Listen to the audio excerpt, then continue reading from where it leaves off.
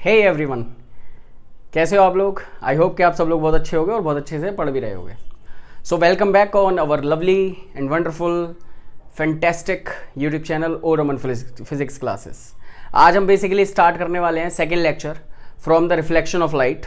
हमने last lecture जो किया था वो किया था हमने रिफ्लेक्शन ऑफ लाइट से ही, और उसमें हमने लाइट के बारे में डिटेल में देखा था। अगर वो अभी तक आपने लेक्चर नहीं देखा है तो ऊपर लिंक आ रहा होगा, वो लिंक आप देखिए और लिंक पर टच करिए और वहाँ से वो वीडियो आप देख लीजिए।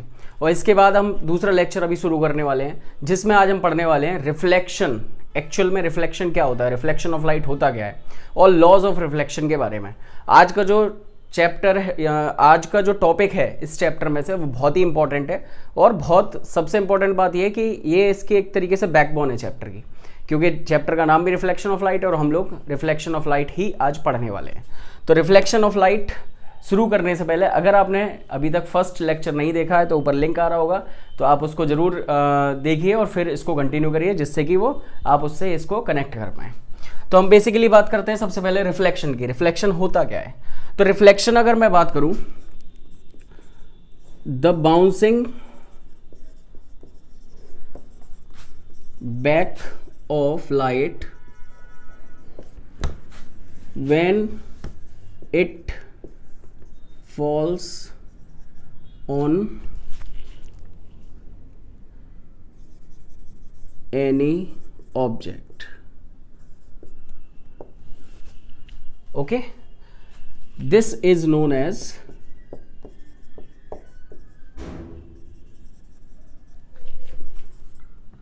reflection of light. Means the bouncing back of light. Bouncing back मतलब, अभी अगर मैं नॉर्मली बात करूं, जैसे हमने लास्ट में लाइट पढ़ा था, तो लाइट में क्या था कि जो भी चीज़ें हमें विजिबल हो रही हैं वो लाइट की वजह से विजिबल हो रही हैं।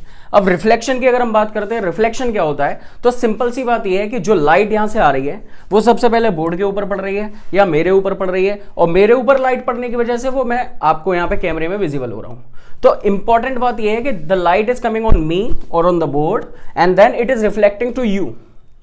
Clear my dear students? यहां से क्या हो रहा है, सबसे पहले लाइट पड़ रही है बोर्ड के ऊपर या मेरे ऊपर, फिर वो लाइट आपके पास जा रही है। So this is called reflection, the bouncing back of light. Light सबसे पहले आई, बोर्ड पर पड़ी या मेरे ऊपर पड़ी, वहां से लाइट मेरे ऊपर पड़ने के बाद, रिफ्लेक्ट होने के बाद वो आपके पास कैमरे में जा रही है और कैमरे से वो आपको विजिबल हो रही है। तो this phenomena is known as reflection of light. Reflection of light क्या होता है? Bouncing back of light when it falls on any surface of object. Any surface of object. Clear my dear students? जब light किसी भी surface पर पड़ती है, object की किसी भी सरफेस पर पड़ती है, तो वहां से वो लाइट बाउंस बैक करती है, वापस जाती है। So this phenomena is known as reflection of light. Clear my dear students? तो एक बहुत सिंपल सा फंडा है रिफ्लेक्शन ऑफ लाइट का। अब रिफ्लेक्शन ऑफ लाइट के बाद हम बात करते हैं लॉज ऑफ रिफ्लेक्शन की। तो लॉज ऑफ रिफ्लेक्शन क्या कहते हैं? लॉज ऑफ रिफ्लेक्शन, ये बहुत इंपॉर्टेंट है, ये भी और ये भी। तो लॉज ऑफ रिफ्लेक्शन की अगर हम बात करें तो उससे पहले हमें एक समझना है डायग्राम। ये हमने बना दिया मिरर,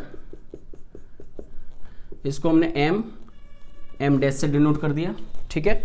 और मिरर की एक साइड हमारी जो है वो रिफ्लेक्टिंग साइड है, और दूसरी साइड जिधर हमने डेड डैश कर दिए, लाइंस हमने दिखा दी हैं, वो साइड हमारी पेंटेड साइड होती है। बेसिकली क्या होता है, मिरर के अंदर एक ग्लास है, ग्लास के ऊपर पहले सिल्वर कोट करा जाता है, और सिल्वर कोट के बाद उस पर पेंट कर दिया जाता है, रेड कलर, ब्लू कलर या कोई भी पेंट नॉर्मली कर दिया जाता है।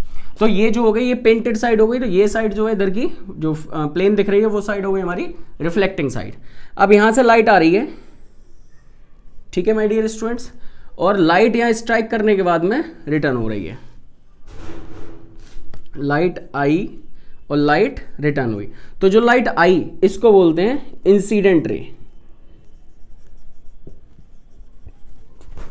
Clear my dear students? Light आने के बाद में एक पॉइंट में मिली, और वहां से उस जो पॉइंट है उस पॉइंट को बेसिकली हम बोलेंगे point of incidence.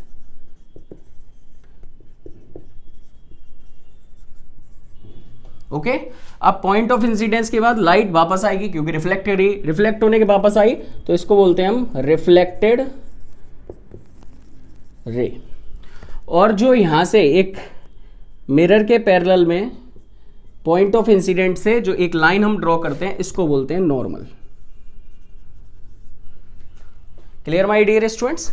Incident ray, reflected ray and this is normal, और इस पॉइंट को बोलते हैं point of incidence.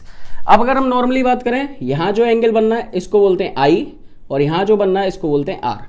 I means angle of incidence, R means angle of reflection. तो अब सिंपल सी बात है, फर्स्ट लॉ हमारा क्या कहता है? फर्स्ट लॉ की अगर हम बात करें, बेसिकली इसमें टू ही लॉ हैं। तो फर्स्ट लॉ की अगर हम बात करें तो फर्स्ट लॉ हमारा क्या कहता है? The incident ray, incident ray, reflected रे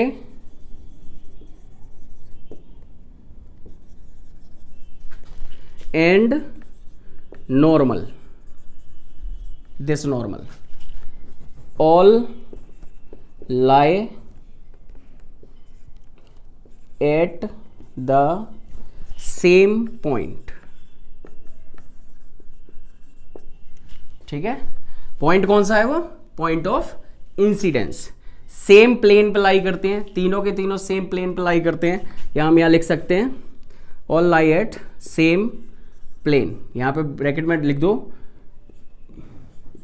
point of incidence.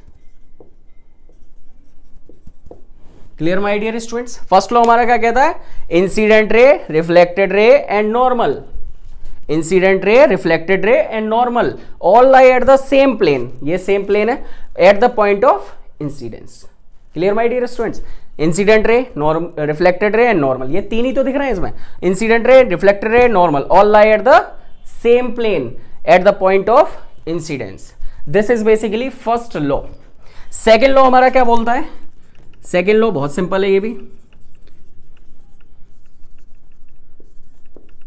Second law की अगर हम बात करें तो भाई एंगल आई और एंगल आर दिख रहे हैं आपको, एंगल आई और angle are.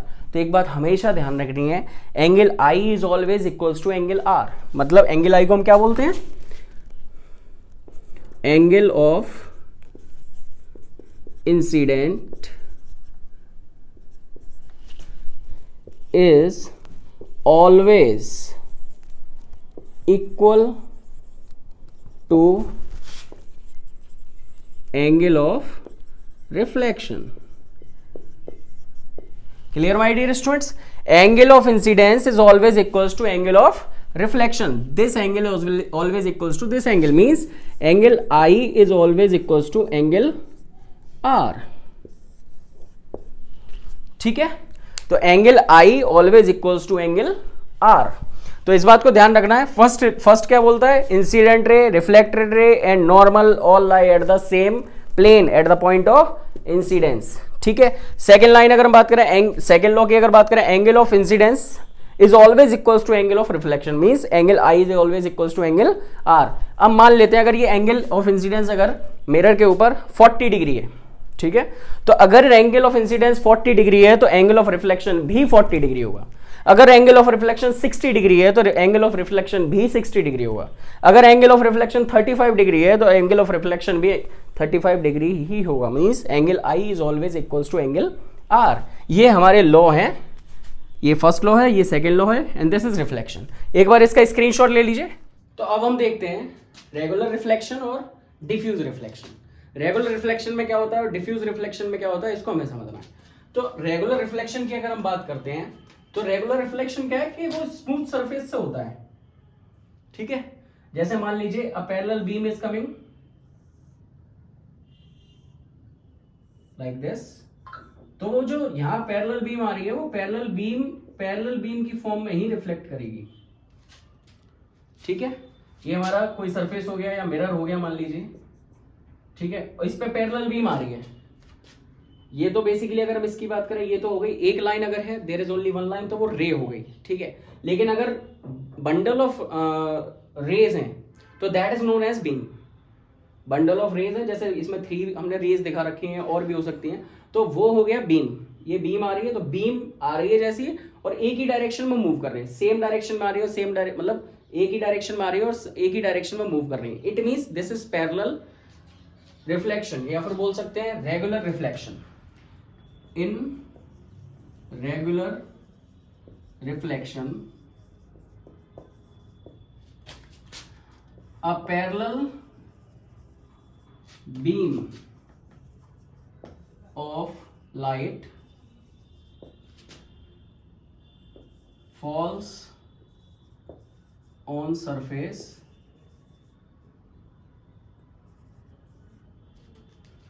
reflected as parallel beam in one direction। ठीक है my dear students, parallel beam में रेगुलर रिफ्लेक्शन में क्या हो रहा है, पैरेलल बीम आ रही है, इस मिरर पर पड़ने के बाद वह रिफ्लेक्ट हो रही है और वन डायरेक्शन में रिफ्लेक्ट हो रही है। ठीक है, वो बीम जो है या जितनी भी रेज है वो सारी की सारी वन डायरेक्शन में हो रही है, तो वो हो गया हमारा रेगुलर रिफ्लेक्शन। अब दूसरा देखते हैं डिफ्यूज रिफ्लेक्शन। डिफ्यूज रिफ्लेक्शन में क्या होता है, यहाँ पे जो सरफेस है वो हमारी इस तरीके की है, जो सरफेस है वो रेगुलर सरफेस नहीं है, प्लेन सरफेस नहीं है, इरेगुलर सरफेस है। जैसे मान लेते हैं कि अगर मैं नॉर्मली बात करूं, किसी भी चीज की बॉल ले लो, बॉल पे हमारा पेंट हो जाता है, अगर हम उसे माइक्रोस्कोप से देखेंगे तो बेसिकली उसमें बहुत सारे ऊंचे नीचे पहाड़ जैसे हमें देखेंगे, इस तरीके की शेप दिखेगी अगर हम माइक्रोस्कोप से देखेंगे। इट मीन्स व्हाट, वो प्लेन नहीं है बिल्कुल, जैसे हमारा ग्लास होता है, मिरर होता है, वो बिल्कुल प्लेन होता है। ठीक है, तो इसलिए उस पर जो रिफ्लेक्शन होता है वो एकदम अच्छा रिफ्लेक्शन होता है, गुड रिफ्लेक्शन होता है, या बोल लो उसको रेगुलर रिफ्लेक्शन होता है। लेकिन जो बाकी के और सब्सटेंसेस हैं, जैसे चेयर हो या टेबल हो या कुछ भी हो, नॉर्मली जो भी चीजें हमें दिख रही हैं वो बिकॉज ऑफ रिफ्लेक्शन दिख रही हैं। कुछ चीजें ऐसी हैं जो रेगुलर रिफ्लेक्शन करती हैं, कुछ होती हैं जो डिफ्यूज रिफ्लेक्शन करती हैं। आपके घर पे सोफा रखा है, चेयर रखा है, बेड रखा है, तो वो सब रिफ्लेक्शन तो हो रहा है, रिफ्लेक्शन की वजह से ही वो सब चीजें हमें दिख रही हैं। ठीक है, लेकिन वो डिफ्यूज रिफ्लेक्शन हो रहा है, इसलिए वो हमें नहीं दिख रही, क्योंकि उनकी सरफेस जो है वो प्लेन नहीं होती। ठीक है, तो इस तरीके की सरफेस है। तो यहां से ये लाइट आ रही है, बीम आ रही है, और बीम आने के बाद में क्या हो रहा है, ये यहां से ऐसे चली गई, ये इस तरीके से चली गई, ये इस तरीके से चली गई। तो in this way parallel beam तो आ रही है, लेकिन रिफ्लेक्शन के बाद में वो इर्रेगुलर डायरेक्शंस में मूव कर रही है।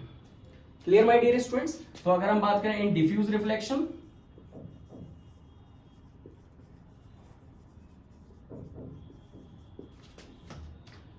a parallel beam of light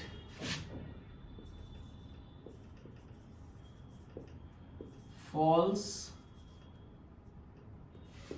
on rough surface।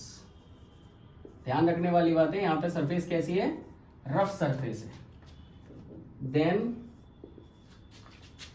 reflected in different directions।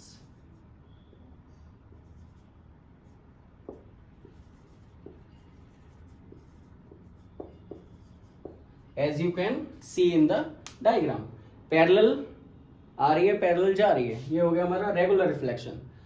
इसमें डिफ्यूज में क्या है, पैरेलल बीम तो आ रही है, लेकिन वो सरफेस ऊंची नीची होने की वजह से कोई इधर जाएगी, कोई उधर जाएगी, कोई कहीं जाएगी, जहां नहीं तो जहां भी जा रही है, तो वो हो गया हमारा डिफ्यूज रिफ्लेक्शन, जो कि नॉर्मली हमारा हर चीज से होता है।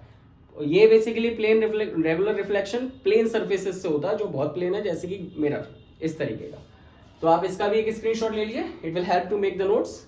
एंड आई होप कि ये टॉपिक आपको बहुत अच्छे से क्लियर हुआ होगा। रिफ्लेक्शन ऑफ लाइट और laws of reflection, diffuse reflection, regular reflection, ये सारे आपको टॉपिक बहुत अच्छे से क्लियर हुए होंगे। और अब नेक्स्ट लेक्चर में हम आगे के टॉपिक्स पढ़ेंगे।